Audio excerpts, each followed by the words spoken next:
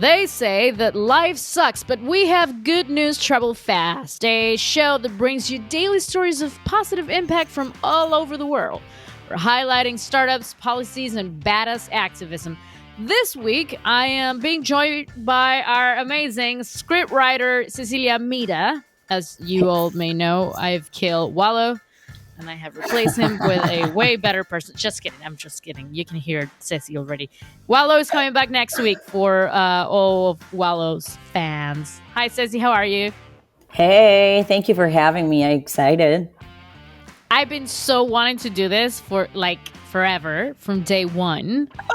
Me too. I've been secretly wanting to kill Wallow too, so I'm glad you did it for me. Yeah, okay, let's actually say it. We both kill Wallow, and then we did. Yeah, it was a team effort. Yeah, and we made sure you were the one replacing him. Anyway, nobody misses him. No, I'm kidding. Obviously, everyone misses Wallow. We miss you, Wallow. We'll see you next week. Okay, so today for Monday, we have an amazing story because, listen to this, Ceci. A group of Tesla alumni has set their minds to make road tripping greener. Electric RVs. Are you a road tripper person? I am not. I have this fantasy of renting an RV and just cruising the US, but it's just such an American fantasy that has nothing to do with my regular life. I think that's because we grew up watching so many American movies, like road movies with their stories and how they're being transformed and da-da-da-da-da. And we're like, no. I'm like, I personally don't like traveling by car, RV, but I'm loving the story anyway. Yeah. It first started as a food truck project. That's what I like. An inspiration that was born when Ben Parker was greeted by propane emanating vehicles every day during his lunch break at Tesla. Together with Toby Krause, they partnered to create a more environmentally friendly option. But in conversation with friends, RVs would always come up. And that's how Lightship Energy was born.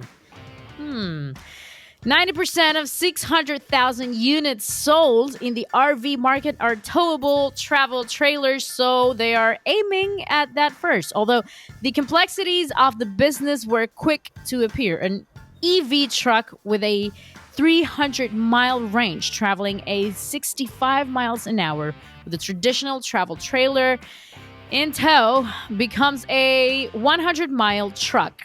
Wow, those are a lot of numbers. And I felt like the lady with the meme, like she's doing math in the air. Exactly.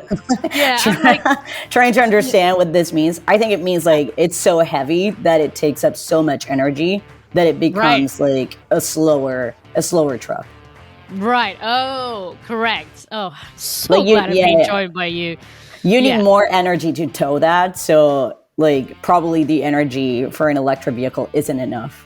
But we'll find out in the next sentence, probably. We'll find out. And also, it's kind of changing my mind. I might want to, try this.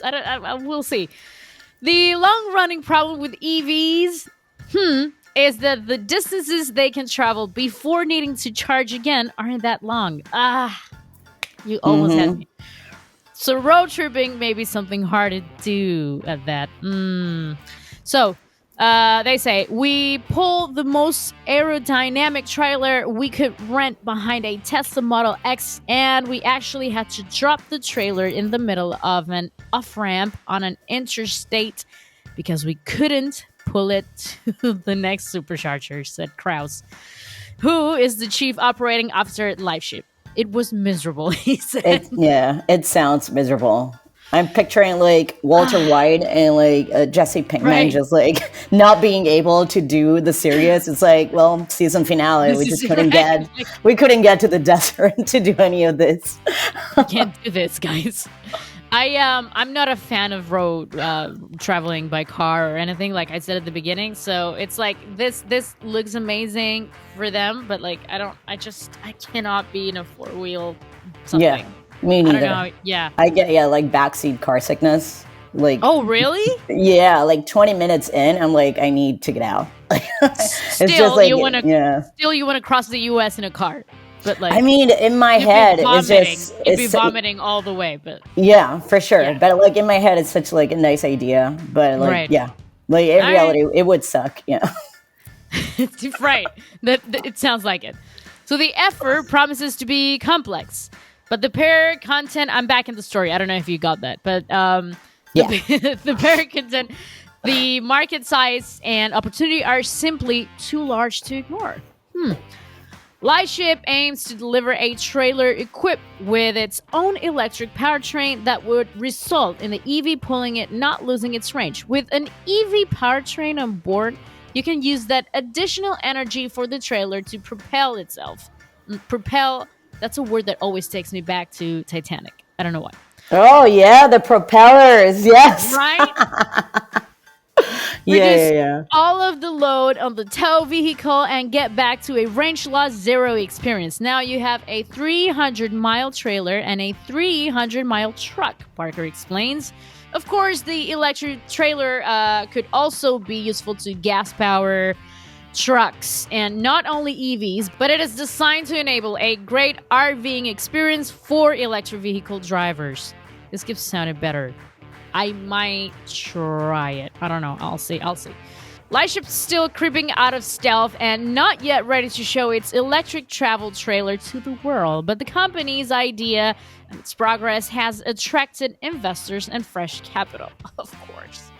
Lightship, which previously raised $1 million in pre-seed and $3 million in seed funding, recently closed a $23 million Series A round led by Victoria Beasley of Prelude Ventures.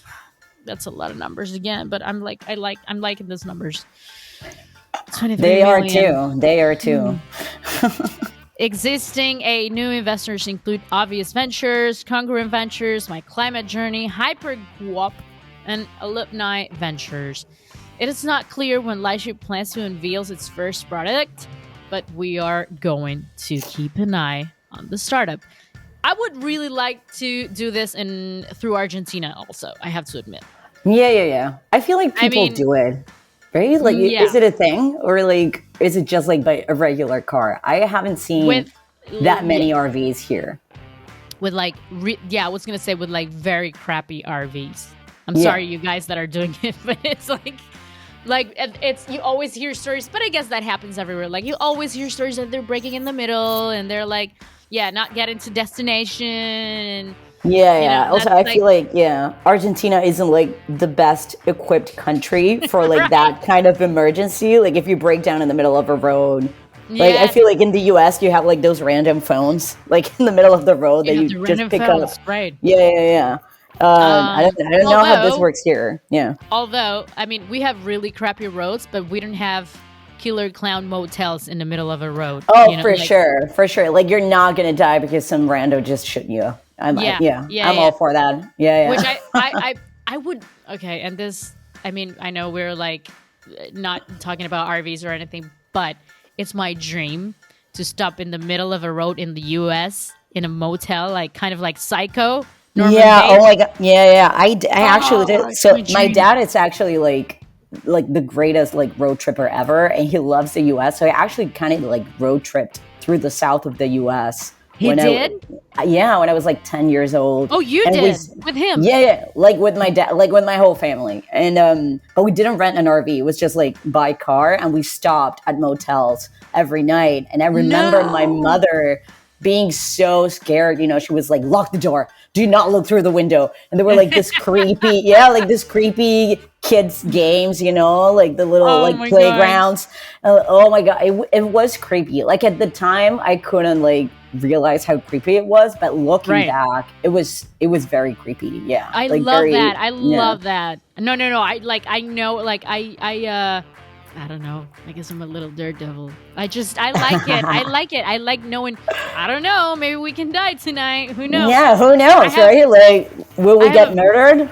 Exactly. I have a very close friend that she's, because of work, she's living in Reno right now.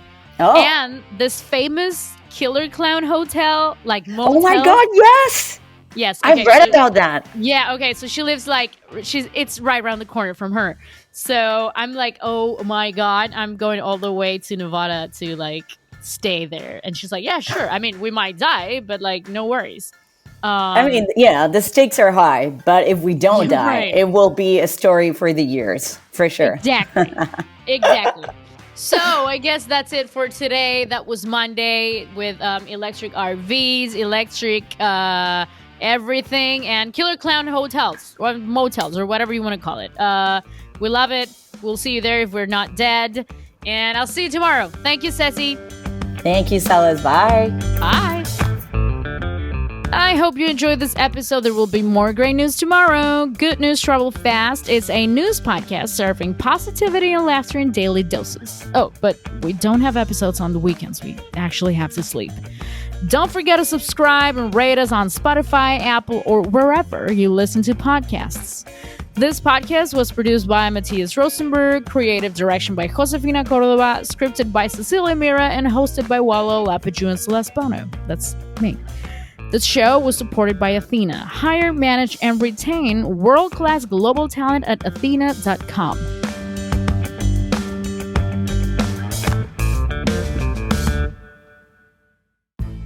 A brilliant startup like yours needs the best of the best on your team.